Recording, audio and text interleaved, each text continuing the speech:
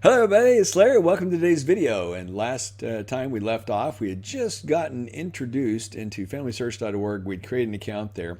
And before we get going using Family Search, and we definitely want to do that, we need to talk about some of the key differences in dealing with the family tree on Ancestry and in Family Search, because they are entirely different concepts. So let's take a minute and look at our tree. So right here we have the Jones family tree, and we've got our 15 people plus a couple of others and then some potentials in here.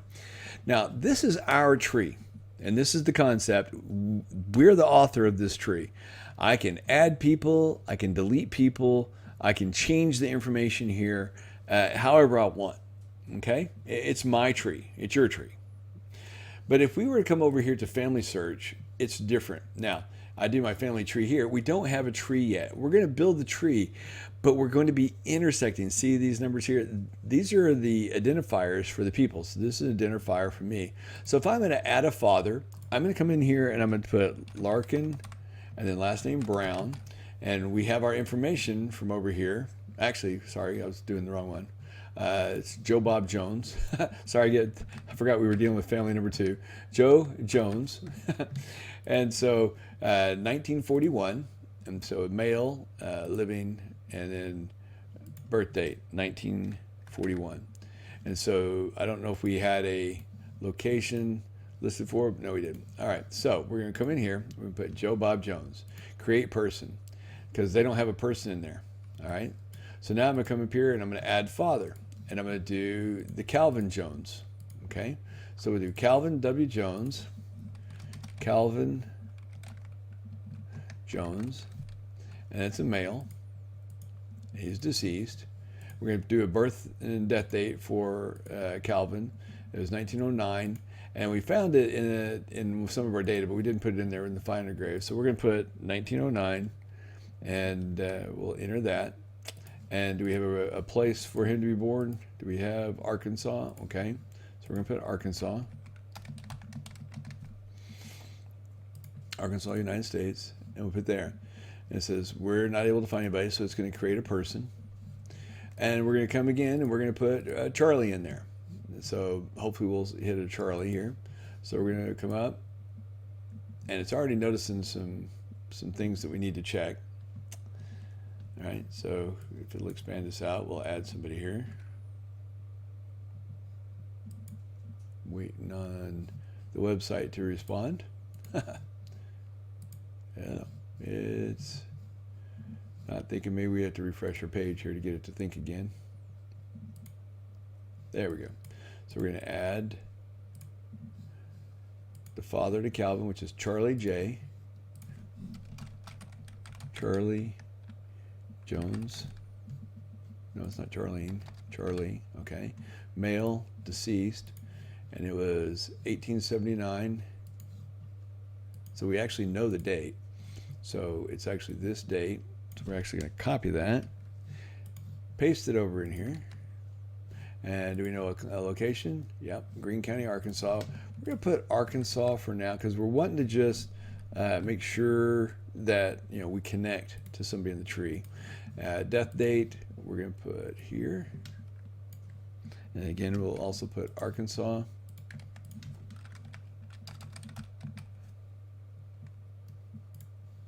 All right. Now we can add additional options here. We can add those in. Now, here we go. This is where it's different. See, it says possible matches. Charlie Jones, birth, June 28th here. Death is here. Spouse, Maud Ethel Branch.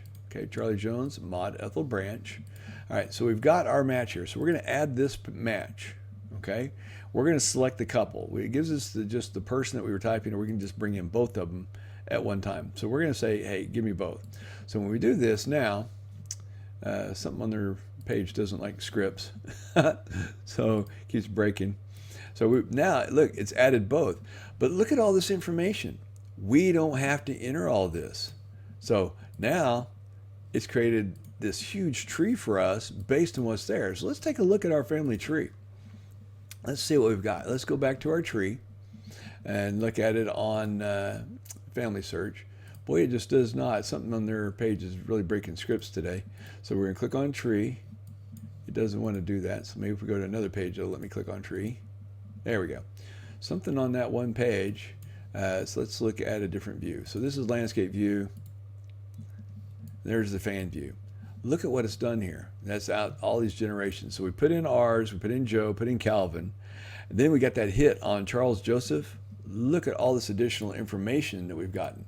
So right here, we've got Charlie and Maud. Okay, so let's just make, who's our first person that we got here? Calvin. Let's make Calvin our center person. So let's click on him.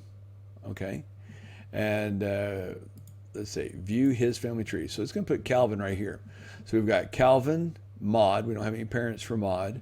We've got Charlie, and we've got Jonathan and Bethany. So right here, we've got Maud. Look at this. We get all of these ancestors from Maud. All those ancestors from Maud. Right here, we have potentials. We can add them in. Now we can actually kind of verify them. We can review details and look at these people and see if it is indeed the same people. We have all this information over here because this tree is actually shared with other people. Let's go and look at Maud's tree. So it comes up to there. That's pretty neat. Let's go back to Charlie. And, man, that's just really, really, really, really cool. So let's go back a couple. And let's look at the other side. Let's look at the Jones side. Goes on out more. So let's go up here to the Williams. Look at this tree. All of this information now we've connected to. But if I come up here and I'm looking at this person, I better know what I'm doing because this isn't my tree.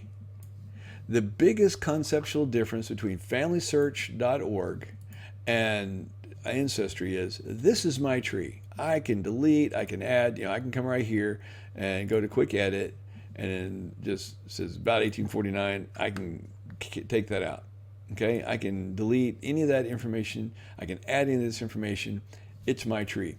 This is a shared tree. This is a everybody's tree.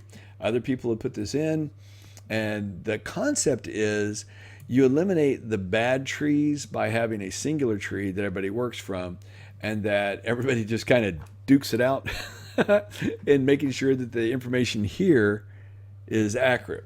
And so there's actually, a list, a change list. So here's a change list. The last change was a parent-child relationship was deleted on December 3rd by Candace Martin, and then a child added and a life change added. So let's look at this. Parent-child relationship was deleted, and one was added then deleted. So it looks like they may have accidentally added one and then they removed it. And let's see what it shows us here. Evidently a lot of people are using this right now. This is a great resource when it comes up. There we go. It was starting to come up. I guess I just didn't wait long enough. Didn't want to make you wait in the video, but I want it to be real time. Now, if this was an intermediate or master class, of course, we would have skipped over all this and not made you wait. All right, so it's filling the page up. So this is the change list of all the changes. Okay, parent-child, somewhere here, William Hawk has been merged with William Hawk, whose sources for Roman Broadly. I'm restoring this William to try and resolve this, all right? It basically explains that sometimes people, they make breakthroughs. And when they make breakthroughs, they can connect a person in this tree with a person in somebody else's tree and make a better master tree. Sometimes that merge is incorrect. And in that case, somebody will come in and delete it, and they'll give the information, the citations, proof that they've done it. So since we're in the beginner, the intro level, we won't worry about that information at this point. We'll worry about that when we get up in the intro and the master level, that we feel confident enough to start editing some of this information. For right now, let's just capture the benefit of the information. But look at what this is. This information is documented on out, and this is sourced. There are sources out here. Now, how good are the sources? I don't know. We'll look at them. Here's Sir William Lucy. And we've got birth and christenings, natural biography, ancestry tree, baptism. What other sources we have here? England birth, death records. It's got some, considering for how far back that is, 1511, 1551. I'd say that's quite a bit of information. So just in the little bit of time that it took us to do this simple video, and just in talking about the trees, the comparison of the trees, we were able, and if we want to go back to the home person, see that little thing that looks like a home, we click on it, takes you to the home person, which is me. So we were able to take and look at the Jones family and come on up here to Bethany Williams and just go out crazy far. Look at that, Bethany Williams. Now, something I did there, you may not know, and I just want to go over it because this is the intro level. If you hover over any of these names, see right here down at the bottom where it connects to the one below them, you see what looks like a little fan if you're on the fan chart. You can actually change the type of chart you want. So if I'm doing landscape view, okay, we see this. Or we can change it to portrait view. But if you use the fan chart view, which I like to use, you can hover over that and you can actually fan from that person. So if it's Maud Ethel, you get, everybody under Maud Ethel will come up here. Stacey McDaniel, James McDaniel, it'll have the spouse and everybody below. If you want to ever go back to the main page, you go back to the main person. This one that looks like a home, that means go to the home person, brings you right back to the home person. So I guess what I want to really show in this video is, we added, Joe, we added Calvin, we added Charles. When we added Charles, it connected Charles. Now these right here, those are identifiable. Those are mine. I created those. Now, somebody later may come in and tag to those, just like we tagged to Charles Joseph. Somebody else, came in under Charles Joseph and added all this information and connected to others who connected to the others. And right here, the spouse is unknown. So if I want to add the spouse, I'll need to add the spouse. And because this is my parents, I should know this information. And so as everybody adds that little slice of the pie that they understand, when we all do it together, you have this giant tree. But the good news is you get a plethora of information really easy. The bad news is it can change, it can be mislinked, it can be mislabeled, and just like some of the ancestry trees, it can go off on the wrong path sometimes. So as we get better and better, we'll look at the change notes, but it's a great place to start. Now, again, same thing here on Ancestry. If you want to go back to the main, there's this picture that looks like a home. Click on it, it brings you to the home person again. Okay, so here's the Ancestry tree, and we didn't go that far out, and we researched it. We shorted up with some census data. But you come over here to Family Search, and we put in just the same people that we had here. We put in Joe, Bob, and Calvin. We put Charlie, and once we put Charlie, this exploded, literally exploded. And like I said, when you come on up to Maud Ethel and the information that's there, it's just so much information sourcing. Let's talk about these boxes real quick before we end this video. So if you want to find out if anybody has photos, click on photos. And it says that, okay, it doesn't show any photos of here, so I'm not going to be able to locate ancestry photos here, at least not from this location. Are there any stories? Doesn't appear to be any stories, and it could be. I'm just going to refresh the page because sometimes the JavaScript on this thing's been acting a little wonky recent. Nope, no stories, no photos. I do have lots of sources, so that's good. And so it can do birth country, okay, all here in the U.S. It'll color code them and tell you if they're immigrants. So there's really nice things like that. This family line separating it, that's pretty cool to let you know the generational differences. That's pretty cool too. So there is the FamilySearch.org trees. The two main differences is this is a shared tree by everybody, so be very careful. And as long as you're in the intro level, don't edit it. But feel free to look at it. You can connect your people to it, and then you'll have potentially this really huge master tree brought in. So right here, brought in Bethany Williams, bring in Bethany's tree. Look at all this information that we got simply by adding just a couple of people from our ancestry tree to Family Search. That's amazing. So there you go. For a beginner, you've got a really large tree, and it didn't take us very long. Now we did on Ancestry, and don't get me wrong, Ancestry is still the top there, but don't underestimate the power of Family Search. Hope you enjoyed the video. If you did, give it a thumbs up. If you haven't subscribed, why not?